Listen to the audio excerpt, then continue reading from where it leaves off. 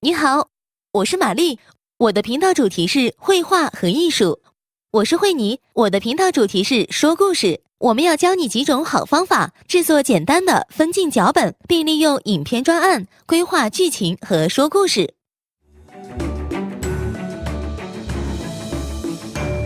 什么是分镜脚本？制作影片时它有什么帮助？分镜脚本是简单的绘图，就像是漫画版的影片故事，可以帮你或摄影师拍出需要的镜头，帮你说故事或制作影片。请看这部影片，这是用单一角度拍的镜头，感觉有点无趣。现在看这部影片，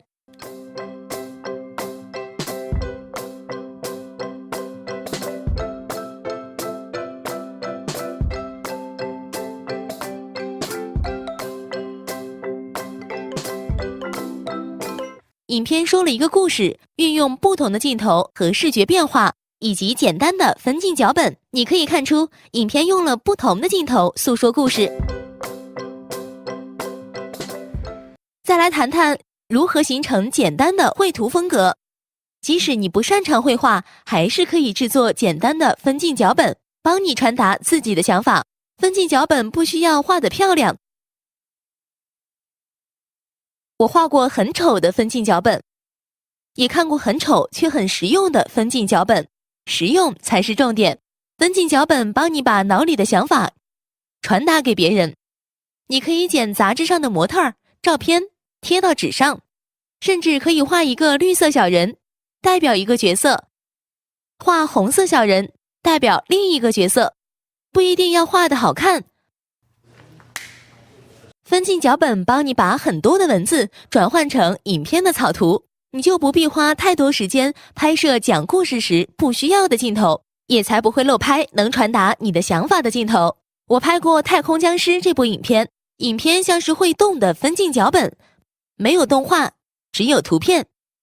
故事从宇宙飞船的镜头开始，还有空房间，接着是船上的另一个空房间，然后近拍某个物品或某人的特写镜头。分镜脚本能告诉你如何充实这些镜头，然后决定你需要的最重要的部分，再放进影片画面中。我们都看过漫画，3-4格漫画就能说一个故事，分镜脚本正是如此。在一个格子里画出拍摄主体，就代表影片中的一个镜头，把所有格子穿在一起，就大功告成。像这样。现在谈谈视觉语言的基本知识，关键镜头和镜头类型，像是特写、中景、广角，你该选什么画面，怎么架设镜头。细读你的剧本，找出关键时刻，你要呈现什么。基本来说，你要涵盖引入镜头和所有主要情节。想表达新概念或移动镜头时，就要在分镜脚本中多画一格。如果是特写，画一张大脸和一对眼睛，就能传达你的想法。如果是动作镜头，用箭头就能表示人物的动作。在箭头上写拉近、往这边跑或摄影机跟拍，加上可以表达想法的元素就对了。现在你对分镜脚本有基本的了解，也知道它如何帮你说个好故事。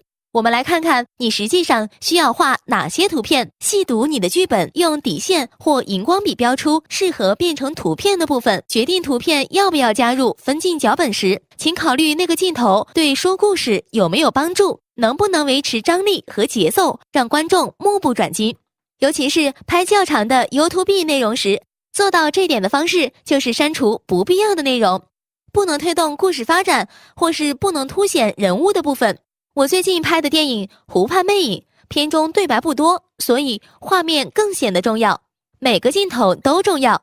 主要的重点来了，请拿一张纸，然后在中间从上到下画一条线，从左到右画3条线，从左到右替每个框编号，然后画出你要拍的画面。完成粗略的分镜脚本后，所有画面就会串接起来，呈现完整的故事。假如这是翻页动画书，连在一起翻，会成功吗？跟团队成员一起检讨分镜脚本，看看能否加入其他想法。或是对你的图有不清楚的地方，观众才不会因为看太多细节而感到无聊。讲故事不是在讲真事，而是描绘现实中的某个瞬间。团队合作的好处是可以一起想象影片的样貌，删去多余的镜头或无意义的元素。最糟的是拍到一半发现，我花半天拍了一堆没用的内容。拍摄前准备工作做得愈多，拍摄时的工作就愈少。绘图板后置工作也会愈少。传统电影制作也是一样，每个镜头场景都要花时间和成本。你肯定希望每次拍摄的镜头都能派上用场。对，你要当电影界的忍者。没错，来无影去无踪，懂吧？很好。接下来要谈谈如何跟团队说明你的图片。光靠分镜脚本无法制作影片，你得把它当成说故事的工具，用它作为拍摄时的蓝图或地图，或是团队沟通的工具。拍摄现场肯定很忙乱，很多事情同时在进行。我发现分镜脚本是现场很好的沟通工具。拍电影或影片的时候，现场肯定有很多人，大家必须有基本的共识，懂相同的视觉语言才行。分镜脚本可以传达镜头最终的样貌，让大家了解工作的方向以及最终成品的模样。分镜脚本有许多风格，各种都不尽相同，有时可以是粗略的。分镜脚本只有基本镜头或是很详尽的分镜脚本，呈现每个瞬间发生的事，选择适合你的风格就对了。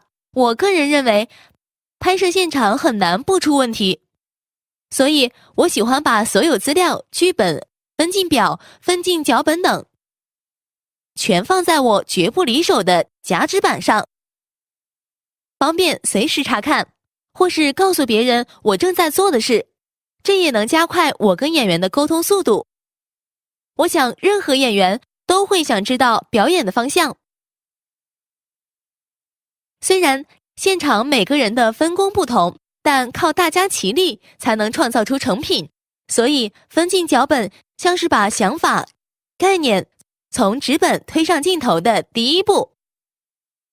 对我来说，分镜脚本的下一步就是分镜表。分镜表取自于剧本，你分解剧本，标记场景，然后画出你希望每个镜头呈现的样子。有了分镜表后，就可以细看镜头的角度，看是要广角、中景还是特写。只要有剧本和分镜表，就能够简化工作。因为分镜脚本让你有基本概念，看是需要多少镜头布景，规划制作进度时也很有用。因为你会知道一个拍摄天要排多少镜头才合理，以及拍摄的顺序。我记得有次拍摄一部短片，我在分镜脚本上有个镜头，但却没出现在分镜表上。我细看分镜脚本时才发现，我们漏了一个关键的瞬间，如果最后选镜头时才发现，问题就大了。拍摄时及早发现最好，因为有分镜脚本才不用最后回头重做。感谢收看，如果想看创作者学院的更多影片，请按这个神奇的连接。如果想看我的其他影片，请按这个神奇的连接，按这里看我的其他作品。